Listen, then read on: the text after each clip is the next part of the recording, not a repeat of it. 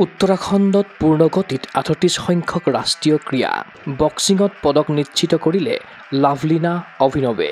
Lawn বলৰ ফাইনেলত বিটু সুৰঞ্জনা বিমান Biswajit. Olympic পদকজয়ী তাৰকা বক্সাৰ লাভলিনা বৰগোহাঁয়ে ২০২৫ বৰ্ষতো ৰাষ্ট্ৰীয় ক্ৰীড়াত জন্মভূমিক পদক জয়ৰ সাফল্যৰে আৰম্ভণি কৰিলে।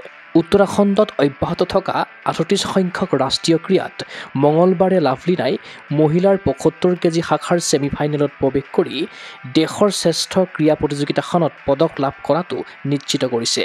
কোৱাৰ্টাৰ ফাইনেলত প্ৰত্যাশিতভাৱে ৰাজ্যৰ প্ৰথম তথা একমাত্ৰ খেলৰত্ন সন্মান প্ৰাপক ক্ৰীড়াবিদগৰাকীয়ে ৫-০ৰ ব্যৱধানত স্থানীয় উত্তৰাখণ্ডৰ বক্সাৰক পৰাজিত কৰে।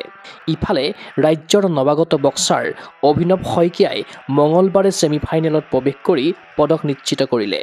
পুৰুষৰ ৭১ কেজিত খেলা অভিনৱে প্ৰথম ৰাউণ্ডত ৫-০ত জয়লাভ কৰাৰ পাছত মঙলবাৰে কোৱাৰ্টাৰ ফাইনেলতো উত্তৰাখণ্ডৰ প্ৰতিদ্বন্দ্বীক ৫-০ত বিধ্বস্ত কৰে। শিৱ থাপাৰ পাছত ৰাজ্যৰ প্ৰথম পুৰুষ বক্সাৰ ৰূপে ৰাষ্ট্ৰীয় ক্ৰীড়াত অৰ্জন কৰিলে পদক জয়ৰ গৌৰৱ।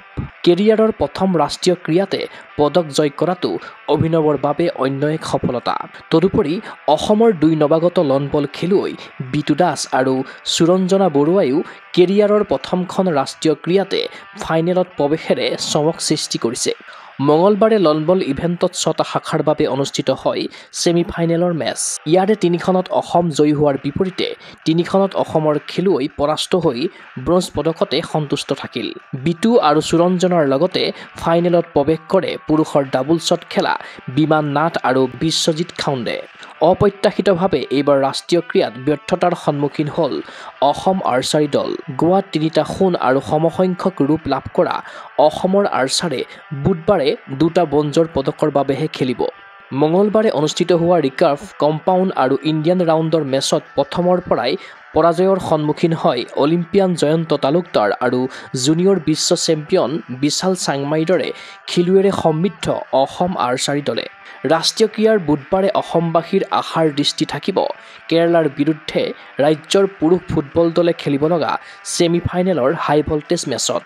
ইফালে বক্সিঙত বুধবাৰে কোৱাৰ্টাৰ ফাইনেল খেলিব দুবাৰৰ অলিম্পিয়ান শিৱ থাপা আৰু জুনিয়ৰ বিশ্ব চেম্পিয়ন অংকুচিতা বড়োৰ লগতে নৱাগত আইকন মিলি তথা আৰতি দলে। জয়লাভ কৰিলেই ৰাজ্যৰ বাবে নিশ্চিত হ'ব পদক। একেদৰে চাইক্লিষ্ট চয়নিকা গগৈয়ে দ্বিতীয়টো পদক জয়ৰ লক্ষ্যৰে খেলিব। ক্ৰীড়া অনুৰাগীৰ আশা ৩৮ সংখ্যক ৰাষ্ট্ৰীয় ক্ৰীড়াৰ নৱমটো দিনত অসমলৈ আহক সোণ জয়ৰ খবৰ। News desk report, গগ sports any.